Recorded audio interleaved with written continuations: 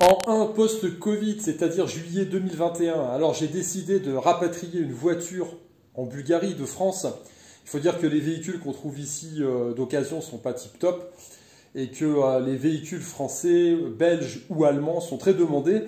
Donc du coup, c'est très intéressant finalement d'importer un véhicule de France. Les Bulgares ici sont sensibles à notre contrôle technique et à la qualité et l'exigence de ce contrôle technique. Donc à la revente, c'est toujours plus intéressant.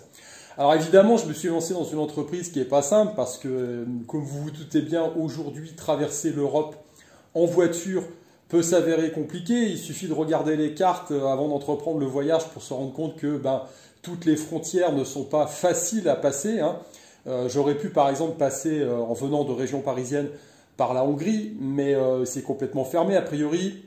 Enfin, pas tout à fait. Il faut un billet de foot. Mais alors, comme je n'aime pas le foot, c'est compliqué. Vous voyez encore une fois la cohérence. Les touristes sont interdits en Hongrie. Les transits également. Vous traversez le pays sans vous arrêter quasiment. Eh bien, ça, c'est pas possible parce que si vous n'avez pas un billet de foot, c'est-à-dire un petit sésame qui vaut je ne sais pas combien et qui permet de se rassembler dans un stade avec d'autres kékés comme vous pour éventuellement partager vos virus, eh bien, c'est pas possible. Vous êtes tout seul dans votre véhicule et pour raison Covid, évidemment, on ne peut pas passer en transit simplement à travers ce pays. Donc, bref. Du coup, c'est près de 2400 km que je me suis enfilé, en passant par différents pays d'Europe. Alors, je suis parti de région parisienne. J'ai fait une halte à côté de Munich pour la première journée de route, donc ça faisait à peu près 900 bornes. Et ensuite, j'ai fait le périple en une fois, c'est-à-dire, on va dire, de la frontière autrichienne à la Bulgarie, et notamment à Plovdiv, là où je réside. Ça a été long, ça a été très long, il me restait à peu près 1400 km à faire et ça n'a pas été simple évidemment. Alors je vais vous raconter tout ça dans cette vidéo. Petite vidéo rapide, voilà, je suis sur la route pour Salzbourg. En fait je transite entre tous les pays d'Europe du Sud. Je dois ramener une caisse de France en Bulgarie.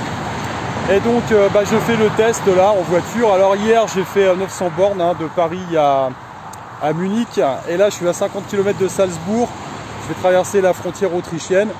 Et puis après, on va continuer l'aventure, si tout se passe bien, par la Slovénie, la Croatie, la Serbie et enfin la Bulgarie. Voilà. Hier, il pleuvait des cordes. C'était le déluge. Aujourd'hui, temps magnifique. La région est vraiment super sympa. Il faudra que je revienne.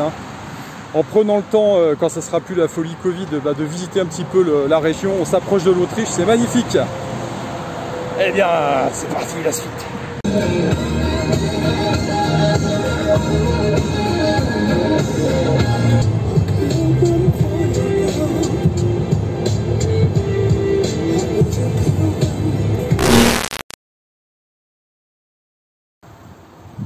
Bon, on continue le périple. Nous voilà en Slovénie. Voilà, on vient de passer la frontière. Sans encombre, pas de flics, rien. Bon, moi ça me va. J'ai acheté ma petite vignette là pour mettre sur le pare-brise. Voilà, parce qu'il faut toujours passer à la caisse, quel que soit le pays. C'est le principe de base. Voilà. Donc, pour l'instant, ça se passe bien. J'ai passé la frontière franco-allemande, c'était nickel.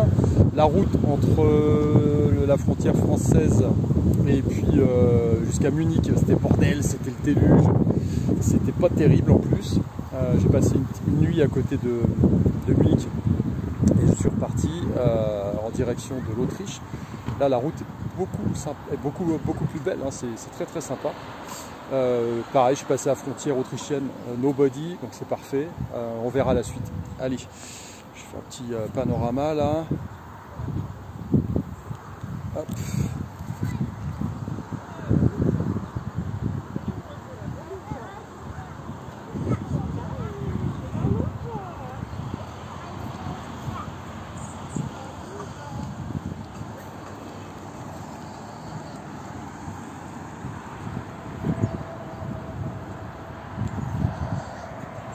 Voilà, voilà. On va manger un morceau, puis on va repartir. Donc après, il me reste la Croatie. Et puis la Serbie à passer. Hein. J'espère que ça sera pareil, hein, que ça va se faire tranquillou bilou. Allez, c'est parti.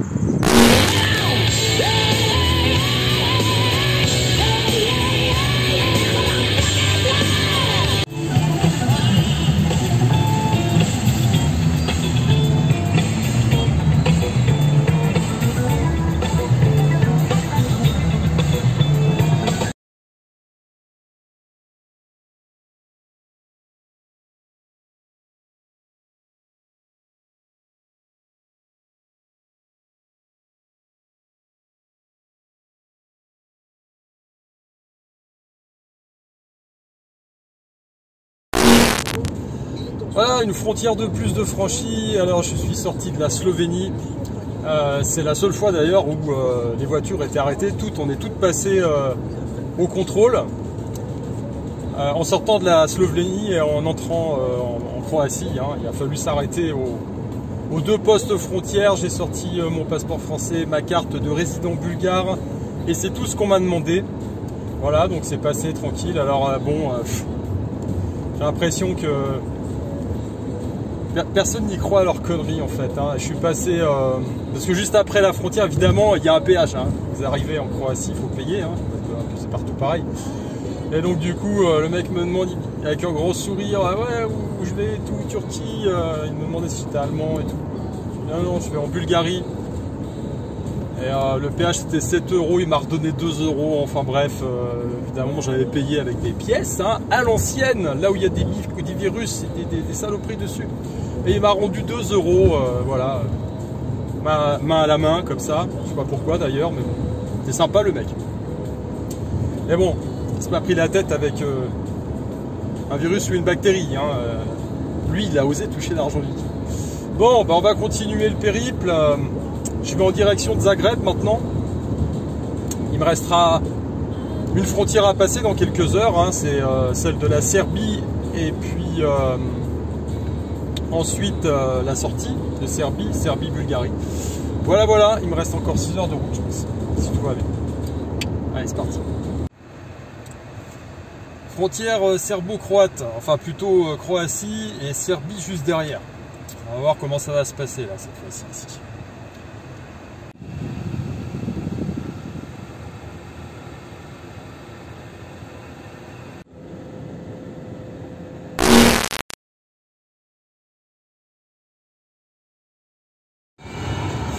Bon bah voilà, la frontière croate passée et surtout la frontière serbe.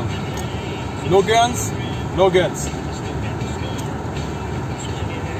Bon bah c'est parti, là j'ai encore une paire d'heures de route avant d'atteindre la frontière bulgare. Normalement ça ne devrait pas trop poser de problème arriver à ce niveau-là. Allez, on continue.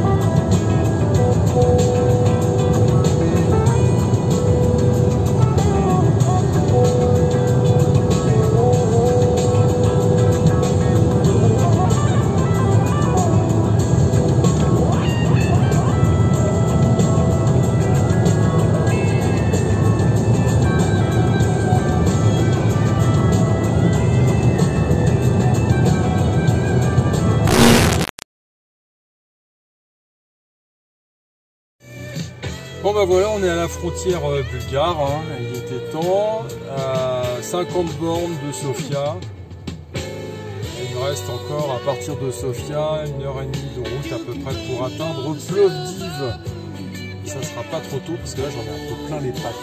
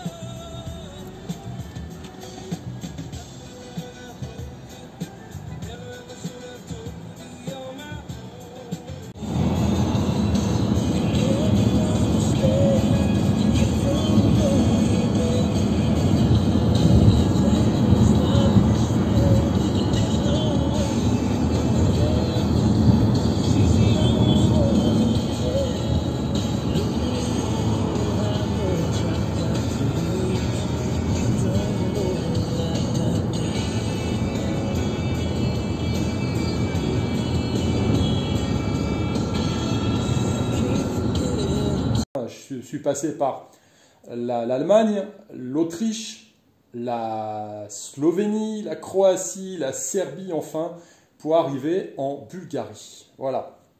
Alors, ça n'a pas été tout seul, il y a des frontières qui se sont passées facilement, et puis il y en a d'autres qui ont été un peu plus longues à passer. Alors, ça n'a pas été très difficile, on va dire, c'est pas ça.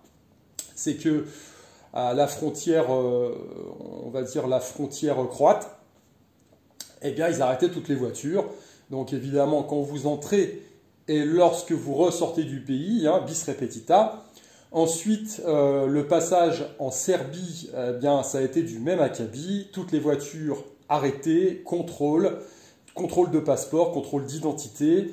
On ne m'a pas réclamé du tout de test PCR hein, à ce niveau-là, puisque dans toutes les frontières que j'ai traversées, ça n'a jamais été demandé, sauf à la frontière bulgare, où ils demandaient le test. Alors moi, je me baladais avec un test... pas le test européen, pas de QR code, je n'ai pas téléchargé ce truc-là, donc, mais c'est passé, hein, sans problème. Voilà.